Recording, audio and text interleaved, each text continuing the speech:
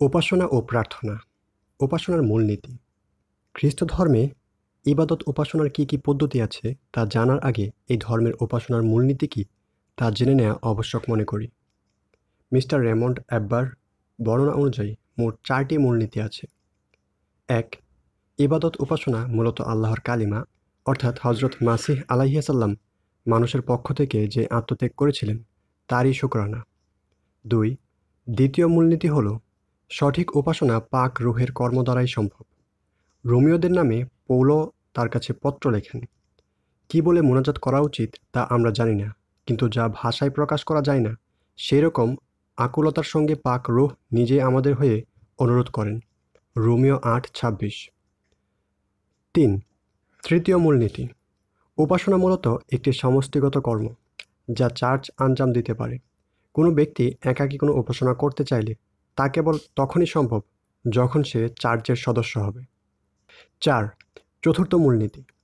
উপাসনা হলো চার্চের মূল কাজ। এরই মাধ্যমে চার্চ মাসিহের দেহ হিসেবে নিজেকে দুনিয়ার সামনে পেশ করে। প্রশংসা পাঠ। খ্রিস্ট ধর্মে উপাসনার বহু পদ্ধতি আছে। এই সংক্ষিপ্ত রচনায় সবগুলোর পরিচয় দান করা সম্ভব নয়। আমরা এখানে কেবল 2টি পদ্ধতি উল্লেখ করছি যা সর্বাপেক্ষা বেশি পালন করা হয় এবং খ্রিস্ট ধর্ম সম্পর্কে আলোচনা প্রসঙ্গে যার উল্লেখ বারবার আসে। একটি হলো প্রশংসা পাঠের উপাসনা।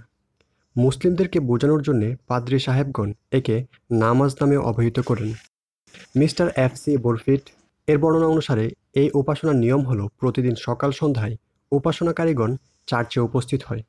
একজন বাইবেল থেকে অংশবিশেষ পাঠ করে, সাধারণত তা জাবুরের কোনো অংশ হয়ে থাকে। জাবুর পাঠকালে উপস্থিত সকলে দাঁড়ানো অবস্থায় থাকে। জাবুরের প্রতিটি কাওয়ালি শেষ হলে হাঁটু গেড়ে বসে প্রার্থনা করা হয়। প্রার্থনাকালে গুনাহের স্বীকারোক্তি স্বরূপ অশ্রুবঞ্জনা একটি পছন্দনীয় কাজ। এই পদ্ধতি খ্রিস্টীয় 3য় শতাব্দ থেকে একাধারে চলে আসছে। অ্যাথানাসিউসের কোনো কোনো রচনা এখনও পাওয়া যায়, তাতে এই পদ্ধতি অনুসরণ করতে উৎসাহ দেওয়া হয়েছে। The Christian religion, page 152-153, verse 3, Cambridge 1930। Baptize বা তরিকাবন্দি। ব্যাপটাইজ বাইবেলের বর্তমান বাংলা অনুবাদে যাকে তরিকাবন্দি শব্দে ব্যক্ত করা হয়েছে। খ্রিস্ট ধর্মের সর্বপ্রথম প্রথা। এটা এক ধরনের গোসল। খ্রিস্ট ধর্ম গ্রহণকারীকে প্রথমে এটা দেওয়ানো হয়। এছাড়া কাউকে খ্রিস্টান বলা হয় না। এই প্রথার পেছনেও প্রায়শ্চিত্তের বিশ্বাস কার্যকর রয়েছে। খ্রিস্টানদের বিশ্বাস হলো ব্যাপটাইজ গ্রহণের দ্বারা মানুষ ইয়াসু মাসিহের মাধ্যমে একবার মৃত্যুবরণ করে পুনরুজ্জীবিত হয়। মৃত্যুর মাধ্যমে তাকে আদি পাপের শাস্তি দেওয়া হয় এবং নতুন জীবনের মাধ্যমে সে ইচ্ছাশক্তির স্বাধীনতা লাভ করে। যে ব্যক্তি খ্রিস্টধর্ম গ্রহণ করতে চায় তাকে প্রথমে একটি উত্তরণ পর্ব অতিক্রম করতে হয়। এই সময় সে ধর্মের বুনিয়াদী শিক্ষা লাভ করে। এই পর্বে তাকে খ্রিস্টান বলা হয় না, বরং কেট চোমেন্স বলা হয়ে থাকে। এই সময় তাকে প্রভুর নৈশভোজে অংশগ্রহণের অনুমতি দেয়া হয় না। পরিশেষে ইস্টার উৎসবের কিছু আগে বা 50তম ঈদের কিছু আগে তাকে ব্যাপটাইজ দেওয়া হয়। ব্যাপটাইজ সম্পূর্ণ হওয়ার জন্য চার্চে একটি বিশেষ কক্ষ থাকে এবং এর জন্য বিশেষ লোক নিযুক্ত থাকে। জেরুজালেমের প্রসিদ্ধ ধর্মযাজক সাইরিল এই প্রথা পালনের যে নিয়ম বলেছেন তা নিম্নরূপ। ব্যাপটাইজ প্রার্থীকে বিশেষ কক্ষে নিয়ে যাওয়া হয়, পশ্চিমমুখী করে শুয়ে দেওয়া হয়। তারপর সে পশ্চিম দিকে হাত বিস্তার করে বলে, হে শয়তান, আমি তোর ও তোর প্রতিটি কাজের সাথে সম্পর্ক ছেদ করছি। তারপর সে পূর্ব দিকে ফিরে মুখে ঈসাই আকিদা বিশ্বাস ঘোষণা করে। তারপর তাকে ভেতরে একটি কক্ষে নিয়ে যাওয়া হয়। সেখানে তার সমস্ত কাপড় খুলে ফেলা হয় এবং মাথা থেকে পা পর্যন্ত বিশেষ এক রকমের দম করা তেল মালিশ করা হয়। তারপর তাকে ব্যাপটাইজের হাউসে নামানো হয়। এই সময় যে ব্যক্তি তাকে ব্যাপটাইজ প্রদান করে সে তাকে প্রশ্ন করে সে কি পিতা, পুত্র ও পাক রুহের প্রতি নির্ধারিত ব্যাখ্যার সাথে ঈমান রাখে। প্রশ্নের উত্তরে ব্যাপটাইজ প্রার্থী বলে, হ্যাঁ, আমি ঈমান রাখছি। এই প্রশ্ন উত্তরের পর তাকে হাউস থেকে তোলা হয় এবং পুনরায় তার কপাল, কান, নাক ও বুকে দম করা তেল মালিশ করা হয়। তারপর তাকে সাদা কাপড় পরিয়ে দেওয়া হয়, যা এই কথার আলামত যে সে ব্যাপটাইজ বা তরিকাবন্দির মাধ্যমে বিগত সমস্ত পাপ থেকে মুক্ত ও পবিত্র হয়ে গেছে। তারপর যারা ব্যাপটাইজ গ্রহণ করেছে তাদের সকলকে একত্রে চার্চে প্রবেশ করানো হয় এবং প্রথমবারের মতো প্রভুর নৈশভোজে শরিক করা হয়। প্রভুর নৈশভোজ বা লর্ডস সাপার। খ্রিস্টধর্ম গ্রহণের পর সর্বাপেক্ষা গুরুত্বের সাথে যেই প্রথা পালন করা হয় সেটি হলো প্রভুর নৈশভোজ। হজরত মাসিহ আলাইহিসাল্লামের আত্ম উৎসর্গের স্মরকস্বরূপ এই প্রথা পালিত হয়ে থাকে। খ্রিস্টীয় বিশ্বাস অনুযায়ী হজরত মাসিহ গ্রেফতার হওয়ার আগের দিন হাওয়ারিদের সাথে রাতের খাবার খেয়েছিলেন। মথির ইঞ্জিলে সেই মজলিসের বিবরণ দেওয়া হয়েছে নিম্নরূপ: খাওয়া দাওয়া চলছে, এমন সময় ঈসা রুটি নিয়ে আল্লাহকে শুকরিয়া জানালেন। পরে তিনি সেই রুটি টুকরো টুকরো করলেন এবং সাহাবীদের দিকে বললেন, এই নাও খাও, এই আমার শরীর। মথি 26:26। লুক এই ঘটনায় অতিরিক্ত যোগ করেছেন যে হজরত মাসিহ হাওয়ারিদের বললেন, আমাকে মনে করবার জন্যে এইরকম করো। লুক 22:19। প্রভুর নৈশভোজের কথাটি এই নির্দেশেরই তালিম স্বরূপ দেওয়া হয়ে থাকে। খ্রিস্টানদের বিখ্যাত আলেম জাস্টিন মর্টি তার সময়ে যেভাবে প্রথাটি পালন করেছেন তার বিবরণ দিতে গিয়ে বলেছেন, তিনি রবিবার চার্চে একটি ধর্মসভা অনুষ্ঠান করেন। প্রথমে কিছু প্রার্থনা ও কাওয়ালি পাঠ করা হয়। তারপর উপস্থিত সকলে একে অন্যকে চুম্বন করে শুভেচ্ছা জানায়। তারপর রুটি ও মদ আনা হয় এবং মজলিসের সভাপতি তা নিয়ে পিতা, পুত্র ও পাক রুহের কাছে বরকত প্রার্থনা করে এবং উপস্থিত সকলে তাতে আমিন বলে। তারপর চার্চের সেবকগণ সেই রুটি ও মদ সকলের জন্য বিতরণ করে। এই আচার অনুষ্ঠানের ফলে সহসা সেই রুহি মাসিহের দেহ এবং মদ তার রক্তে পরিণত হয়। সেই প্রতীকী দেহ ও রক্ত খেয়ে সকলে তার প্রায়শ্চিত্তের বিশ্বাসকে সজীব করে তোলে। Justin Martyr 65-67 quoted by F.C. Burkitt, The Christian Religion, page 140, verse 3। জাস্টিনের পরবর্তীকালে এই প্রথার নিয়ম ও এতে ব্যবহৃত শব্দাবলীর মধ্যে বিভিন্ন সময়ে যথেষ্ট পরিবর্তন হয়েছে। তবে প্রথাটির মূল বিষয় এটাই যে সভাপতি যখন উপস্থিত উপাসকদের জন্য রুটি ও মদ পরিবেশন করে তখন খ্রিস্টীয় বিশ্বাস অনুযায়ী হঠাৎ করে তা আপন সত্তাসার পরিবর্তন করে মাসিহ আলাইহিস সালামের রক্তমাংসে পরিণত হয়। বাহ্যদৃষ্টিতে তা যাই পরিদৃষ্টিত হোক না কেন। সাইরিল লেখেন, মজলিসের সভাপতি যখন প্রার্থনা শেষ করে তখন পাক রূহ, যা কিনা ক্ষুধার এক জীবন্ত ও অনন্ত সত্তা, সেই রুটি ও মদে অবতীর্ণ হয় এবং তাকে দেহ ও রক্তে পরিবর্তন করে দেয়। রুটি ও মদ কী করে মুহূর্তের মধ্যে রক্তমাংসে পরিণত হয়, এই বিষয়টা দীর্ঘকাল যাবৎ আলোচনা পর্যালোচনার বিষয়বস্তু হয়ে আছে। অবশেষে খ্রিস্টীয় ষোড়শ শতাব্দীতে প্রোটেস্ট্যান্ট সাম্প্রদায়িক আত্মপ্রকাশ করলে তারা এই বিশ্বাসটিকে মেনে নিতে অস্বীকার করে। তাদের মধ্যে এই প্রথাটি কেবল হজরত মাসিহ আলাইহিস সালামের আত্ম উৎসর্গের স্মারক, কিন্তু রুটি ও মদের রক্তমাংসে পরিণত হওয়াকে তারা স্বীকার করে না। প্রভুর নৈশভোজ বা লর্ড সাপারে ছাড়াও এই প্রথার আরও একটি নাম আছে, যেমন শুকরানা, পবিত্র আহার ও পবিত্র ঐক্য।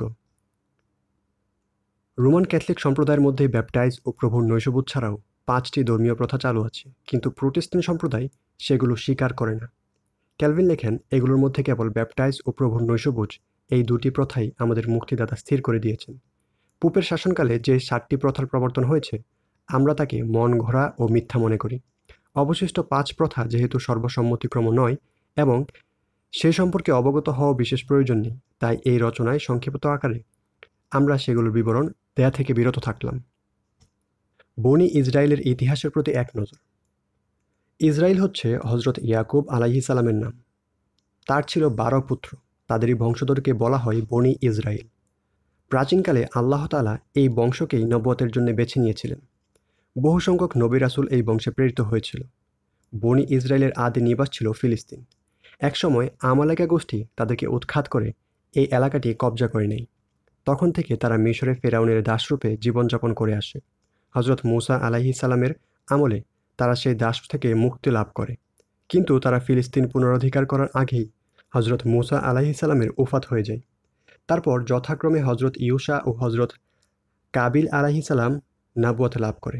হজরত ইউসা আলাইহিস সালাম নিজ আমলে আমালেকা সম্প্রদায়ের সাথে যুদ্ধ করে ফিলিস্তিনের বিপুল অংশ উদ্ধার করতে সক্ষম হয়। কিন্তু এই দুই নবীর পর বনি ইসরায়েলের চারদিক থেকে নানা রকম বিপর্যয়ের সম্মুখীন হতে হয়। এ সময় পর্যন্ত তারা আরবদের এত অর্থের যাযাবর রূপে জীবনযাপন করত। সভ্য সামাজিক জীবনে তখন পর্যন্ত তারা উপনীত হতে পারেনি। তাদের জীবন ব্যবস্থা ছিল গোষ্ঠীভিত্তিক। গোষ্ঠীয় রীতিনীতি অনুযায়ী যে ব্যক্তি তাদের কলহ বিবাদ মেটানোর ভালো যোগ্যতা রাখত তারা তাকে বিশেষ মর্যাদা দৃষ্টিতে দেখত। সেই সঙ্গে তার মধ্যে যদি সামরিক প্রতিভাও থাকত তবে বহিঃশত্রুর মোকাবেলার জন্যই তাকেই নিজেদের সেনাপতি বানাতো। এই জাতীয় নেতাদেরকে ইসরায়েলিদের পরিভাষায় কাজী বলা হয়। বাইবেলের কাজীগণ তথা জার্জ শীর্ষক পুস্তকটি মূলত সেই নেতৃবর্গের কার্যবিবরণী, আর সেই সুরত হালের কারণে সে কালকে কাজীগণের কাল বলা হয়ে থাকে। কাজীদের আমলে তা ইসরায়েলিগণ বহিঃশত্রুর আক্রমণকে সফলভাবে প্রতিরোধ করতে সক্ষম হয়েছিল। কিন্তু খ্রিস্টপূর্ব একাদশ শতকে তারা কানআনীদের হাতে পর্যদস্ত হয়। এ সময় ফিলিস্তিনের বেশিরভাগ এলাকায় কানআনী শাসন প্রতিষ্ঠিত হয়, যা হজরত দাউদ আলাইহিসসালামের আমল পর্যন্ত বলবৎ থাকে। পরিশেষে হজরত স্যামুয়েল আলাইহিসসালামকে নবী করে পাঠানো হয়। তখন ইসরায়েলগণ তার কাছে আবেদন জানায়, এই বাস্তুহারা জীবন আমরা আর বরদাস্ত করতে পারছি না। আপনি আল্লাহ তাআলার কাছে প্রার্থনা করুন, তিনি আমাদের জন্য একজন বাদশাহ নিযুক্ত করে দিন। তার নেতৃত্বে আমরা ফিলিস্তিনের কানআনীদের মোকাবেলা করব। তাদের আবেদন মঞ্জুর করা হলো এবং সম্মতে তাদেরই মধ্যে থেকে একজনকে বাদশাহ বানিয়ে দেওয়া হলো। কোরআন মাজিদের বর্ণনা অনুযায়ী তার নাম তালুত এবং বাইবেলের বর্ণনা অনুযায়ী শৌল। অবশ্য বাইবেলের বর্তমান তর্জমায় তার নাম তালুতই লেখা হয়েছে। শমূয়েল 1:9-10-11-13। তালুত ফিলিস্তিনিদের সঙ্গে যুদ্ধ করেছে। এই সময় হজরত দাউদ আলাইহিসসালাম ছিলেন তরুণ বয়সের। ঘটনাক্রমে তিনি তালুতের সৈন্যদলের উপস্থিত হয়েছিলেন। ফিলিস্তিন সৈন্যদের জন্য জালুত নামে এক পালোয়ান ছিল। সে সম্মুখ সমরে আহ্বান জানালো। হজরত দাউদ আলাইহিসসালাম তাতে সাড়া দিলেন। জালুত তার হাতে নিহত হলো। এই ঘটনা হজরত দাউদ আলাইহিসসালাম ইসরায়েলিদের মধ্যে ব্যাপক জনপ্রিয় করে তোলে। ফলে তালুতের পর তিনিই তাদের বাদশাহ হলেন। আল্লাহ তাআলা এই সর্বপ্রথম একজন বাদশাহকে নবুয়ত দান করলেন। হজরত দাউদ আলাইহিসসালামের আমলে প্রায় সমস্ত ফিলিস্তিনের ইসরায়েলিদের রাজত্ব প্রতিষ্ঠিত হয়েছিল। তারপর খ্রিস্টপূর্ব 974 সালে হজরত সুলাইমান আলাইহিসসালাম ক্ষমতা আরোহ করলে ইসরায়েলি রাজত্ব চরম উৎকর্ষ লাভ করে। তিনি আল্লাহ তাআলার নির্দেশে বাইতুল মুকাদ্দাস নির্মাণ করেন। তিনি তার ঊর্ধ্বতন পূর্বপুরুষদের নামে রাষ্ট্রের নাম রাখেন ইয়াহুদা। খ্রিস্টপূর্ব 937 সালে তিনি ইন্তেকাল করেন। তারপর তার পুত্র রাহবিয়াম সিংহাসনে বসেন। তিনি যোগ্য শাসক ছিলেন না। তার অযোগ্যতার ফলে রাষ্ট্রের কেবল দ্বীনি চরিত্রই নষ্ট হয়নি, রাজনৈতিক বৈশিষ্ট্যও চরমভাবে ক্ষতিগ্রস্ত হয়। তার আমলেই ইয়ারবিম নামে হজরত সুলাইমান আলাইহিসসালামের এক অভূতপূর্ব ভ্রাতৃত্ব ইসরায়েলিদের নিয়ে বিদ্রোহ করল এবং ইসরায়েল নামে একটি পৃথক রাষ্ট্র গঠন করল। এইভাবে বনি ইসরায়েল দুই ভাগে ভাগ হয়ে গেল। উত্তর দিক ছিল ইসরায়েলি শাসন, যার রাজধানী ছিল সামাররাহ, আর দক্ষিণ দিক ছিল ইয়াহুদিয়া রাজ্য, রাজধানী জেরুজালেম। উভয় রাজ্যের মধ্যে রাজনৈতিক ও ধর্মীয় বিরোধ লেগেই থাকত। এই বিরোধ বুখতে নাসরের হামলা পর্যন্ত অব্যাহত ছিল। দুই রাজ্যেই মূর্তি পূজা চালু হয়ে গিয়েছিল এবং দিন দিন তা বৃদ্ধি পাচ্ছিল। এর থেকে মানুষকে ফেরানোর জন্য একের পর এক নবী প্রেরিত হচ্ছিল। কিন্তু বনি ইসরায়েল যখন হেদায়েত কবুল করল না, উপরন্তু তাদের দুষ্কর্ম সীমা ছাড়িয়ে গেল, তখন আল্লাহ তাআলা তাদেরকে শাস্তি দান করলেন। খ্রিস্টপূর্ব 586 সালে ব্যাবিলনের বাদশাহ বুখতে নাসারার জেরুজালেমের প্রচণ্ড আক্রমণ চালালেন। সর্বশেষ আক্রমণে ব্যাপক গণহত্যা চালালেন এবং জেরুজালেমকে সম্পূর্ণ জেরবার করে ফেললেন। জেরুজালেমের বাদশাহ সিদকিয়াকে গ্রেফতার করে নিয়ে গেলেন। যারা প্রাণে রক্ষা পেয়েছিল তাদেরকে বন্দী করে ব্যাবিলন নিয়ে গেলেন। সেখানে তারা দীর্ঘকাল পর্যন্ত দাসত্বের জীবন যাপন করে। পরিশেষে খ্রিস্টপূর্ব 536 সালে পারস্যের বাদশাহ সাইরাসের হাতে ব্যাবিলনের পতন ঘটলে তিনি ইয়াহুদিদেরকে মুক্তি দান করেন এবং তাদেরকে জেরুজালেমে ফিরে গিয়ে বাইতুল মুকাদ্দাস মেরামত করার অনুমতি দেন। সুতরাং খ্রিস্টপূর্ব 515 সালে তারা বাইতুল মুকাদ্দাসকে পুনর্নির্মাণ করে, আর এইভাবে ইয়াহুদিরা পুনরায় জেরুজালেমের বাসিন্দা হয়ে যায়। ইয়াহুদার আগেই ইসরায়েল রাজ্যটি আশুরীয়দের হাতে ধ্বংসপ্রাপ্ত হয়েছিল। পরবর্তীতে উভয় সম্প্রদায়ের মধ্যে বিরোধ বিসংবাদের যথেষ্ট পরিমাণ হ্রাস পেয়েছিল, তবে তারা কোনো রাজত্ব লাভে সক্ষম হয়নি। খ্রিস্টপূর্ব 400 সাল থেকে সমস্ত বনি ইসরায়েল বিভিন্ন রাজা বাদশাহ দ্বারা শাসিত হতে থাকে। খ্রিস্টপূর্ব 332 সালে আলেকজান্ডার দ্য গ্রেট তাদের উপর আধিপত্য বিস্তার করে। এই সময়ই তারা তাওরাতের তর্জমা করে, যা সেপ্টুয়াজিন্ট নামে প্রসিদ্ধ। খ্রিস্টপূর্ব 165 সালে সিরিয়ার বাদশাহ অ্যান্টিওকুস এফিসিন্স তাদের উপর নৃশংস হত্যাযজ্ঞ চালায় এবং তাওরাতের সমস্ত কপি জ্বালিয়ে দেয়। দেখুন মুকাবিলের প্রথম কিতাব, খণ্ড 1 অধ্যায়। এই সময়ে ইয়াহুদা মুকাবি নামক এক বীর ইসরায়েলি একদল ইয়াহুদিকে সংঘবদ্ধ করে আশুরীয়দের রুখে দাঁড়িয়েছিলেন। তিনি ফিলিস্তিনের একটা বড় এলাকা থেকে তাদেরকে বিতরণ করে সেখানে ইয়াহুদি রাষ্ট্র প্রতিষ্ঠা সক্ষম হন। মুকাবিদের এই রাজত্ব 700 খ্রিস্টাব্দ পর্যন্ত কায়েম ছিল। হজরত ঈসা আলাইহিসসালামের আবির্ভাব। মুকাবিদের এই ক্ষুদ্র রাষ্ট্রটি ছাড়া ইহুদিদের আর কোনো স্বাধীন ভূমি ছিল না। তারা বিভিন্ন স্থানে বিক্ষিপ্ত হয়ে পড়েছিল। রোম উপসাগরের আশেপাশে বিভিন্ন জনপদে তারা বসবাস করত।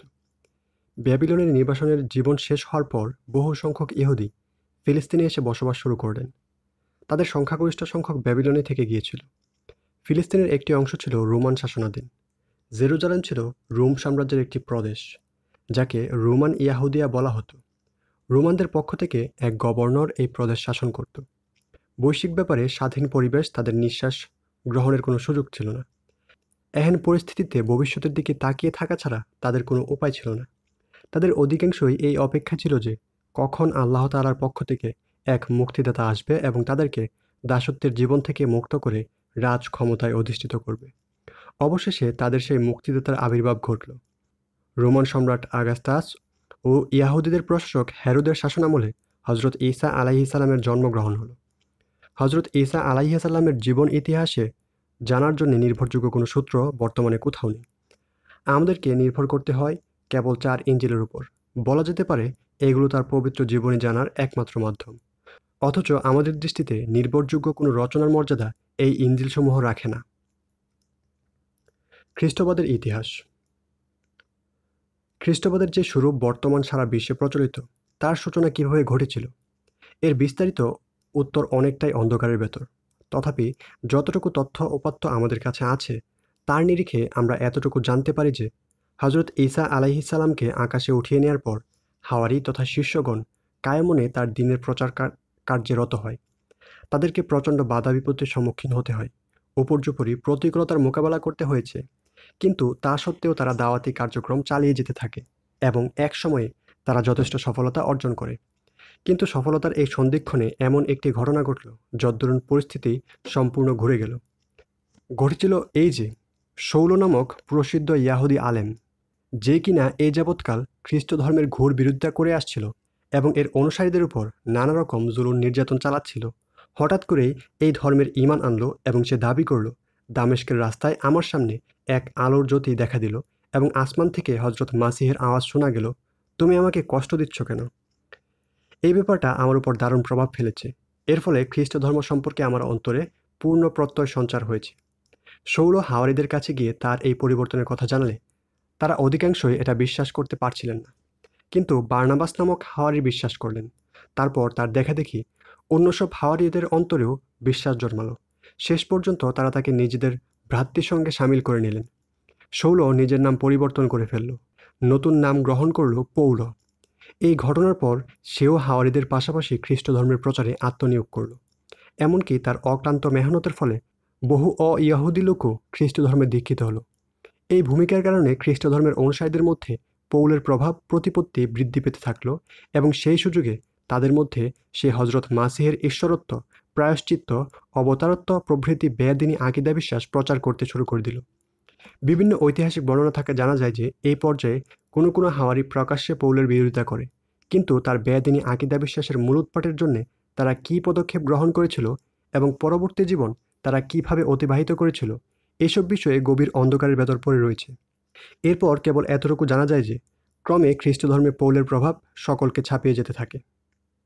লুকের প্রেরিত পুস্তক হলো হাওয়ারিদের একমাত্র জীবন বৃত্তান্ত, কিন্তু পৌলের বিরোধিতার পর হাওয়ারিগণ আর কী করেছে সে সম্পর্কে এই পুস্তক সম্পূর্ণ নীরব।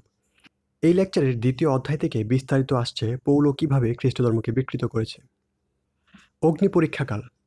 খ্রিস্টীয় 4র্থ শতাব্দীর সূচনাকাল পর্যন্ত খ্রিস্টবাদ দুনিয়ার একটি পরাস্ত ও নিগৃহীত ধর্মরূপে অস্তিত্ব রক্ষা করে আসছিল। খ্রিস্টান ঐতিহাসিকগণ এই সময়টাকে দমন নিপীড়ন তথা এজ অব প্রেসিকিউশনের যুগ নামে স্মরণ করে থাকে। রাজনৈতিক দিক থেকে তখন এই ধর্মের উপর ছিল রোমানদের আধিপত্য, আর ধর্মীয় দিক থেকে ইয়াহুদিদের। রোমান ও ইহুদি উভয় সম্প্রদায় খ্রিস্টানদেরকে নিপীড়ন করার ব্যাপারে একাট্টা ছিল। এই যুগের আরও একটি বৈশিষ্ট্য হলো তখনও পর্যন্ত খ্রিস্ট ধর্মের আকিদা বিশ্বাস ও ইবাদত উপাসনা রীতিনীতি সংকলিত হয়নি। ফলে খ্রিস্টান জগতে এই ধর্ম বহু শাখা প্রশাখায় বিভক্ত হয়ে পড়েছিল। ক্লিমান্ট, যার মৃত্যু 100 খ্রিস্টাব্দে, অ্যাগনাসস, যার মৃত্যু 117 খ্রিস্টাব্দে, পেপিয়াস, যার মৃত্যু 120 খ্রিস্টাব্দে, পলিকার্প, যার মৃত্যু 155 খ্রিস্টাব্দে, আইরেনিয়াস, যার মৃত্যু 177 খ্রিস্টাব্দে প্রমুখ এই যুগের খ্যাতনামা ধর্মজ্ঞ। এদের রচনা ও পত্রবলীর উপরই খ্রিস্ট ধর্মের ভিত প্রতিষ্ঠিত রয়েছে। মহান কোস্তান্তিন। খ্রিস্টাব্দ 306 সালটি খ্রিস্টানদের ইতিহাসের একটি স্মরণীয় বছর, কেননা এই বছরই প্রথম কোস্তান্তিন রোমান সাম্রাজ্যের সিংহাসনে আসীন হয়। তিনি খ্রিস্ট ধর্ম গ্রহণ করেন এবং এই ধর্মকে সুপ্রতিষ্ঠিত ও সুদৃঢ় করার প্রয়োজনীয়তা অনুভব করে সব ব্যবস্থা গ্রহণ করেন। এটাই সর্বপ্রথম ঘটনা যে কোনো রাষ্ট্রপ্রধান খ্রিস্ট সম্প্রদায়ের প্রতি জুলুম অত্যাচার করার পরিবর্তে খ্রিস্ট ধর্ম প্রচারের কাজে আত্মনিয়োগ করেন। তিনি কনস্টান্টিনোপল, সুর, জেরুজালেম ও রোমে বহু গির্জা প্রতিষ্ঠা করেন এবং খ্রিস্টান ধর্মগুরুদেরকে বিভিন্ন বড় বড় উপাধি দিয়ে ধর্মীয় গবেষণার কাজে নিয়োজিত করেন। এই কারণেই তার আমলে বিভিন্ন স্থানে খ্রিস্টান ধর্মজ্ঞানীদের বড় বড় প্রতিনিধি সম্মেলন অনুষ্ঠিত হয়। এসব সম্মেলনে ঈসাই আকিদা বিশ্বাস ও ইবাদতের নীতিমালা প্রণয়ন করা হয়। এর মধ্যে নিকাবি আন্দোলনটি সবিশেষ গুরুত্বপূর্ণ। খ্রিস্টাব্দ 325 সালে নিকিয়া নামক স্থানে এই সম্মেলন অনুষ্ঠিত হয়। সর্বপ্রথম এই সম্মেলনই ত্রিতত্ত্ববাদের বিশ্বাসকে ধর্মের মূল ভিত্তিরূপে স্বীকৃতি দেওয়া হয় এবং এতে অবিশ্বাসকারীদেরকে যেমন আরিয়স প্রমুখ ধর্ম থেকে খারিজ ঘোষণা করা হয়। এই সম্মেলনে স্থিরকৃত খ্রিস্টীয় আকিদা বিশ্বাসসমূহ অ্যাথেন্সিয়ান বিশ্বাসমালা নামে খ্যাত। প্রকাশ থাকে যে এ সকল বিশ্বাস অ্যাথেন্সিয়ান বিশ্বাসমালা নামে খ্যাত তার রূপকার মূলত অ্যাথানসিস নন, বরং পরবর্তীকালের কেউই এগুলো সম্পাদনা করেছেন। নিকিয়ায় অনুষ্ঠিত সেই কাউন্সিল যদিও ধর্মের মূল বিশ্বাসসমূহ স্থির করে দিয়েছিল, কিন্তু সেই সব বিশ্বাস ছিল অত্যন্ত অস্পষ্ট ও জটিল। বহুকাল পর্যন্ত তার ব্যাখ্যা বিশ্লেষণে প্রচণ্ড মতের বিরোধ দেখা দিতে থাকে। সেসব বিরোধের নিষ্পত্তি করার লক্ষ্যে বিভিন্ন স্থানে বড় বড় কাউন্সিল অনুষ্ঠিত হতে থাকে। চতুর্থ ও পঞ্চম শতাব্দী ছিল এই সংক্রান্ত পর্যালোচনা ও তর্ক বিতর্কের যৌবনকাল।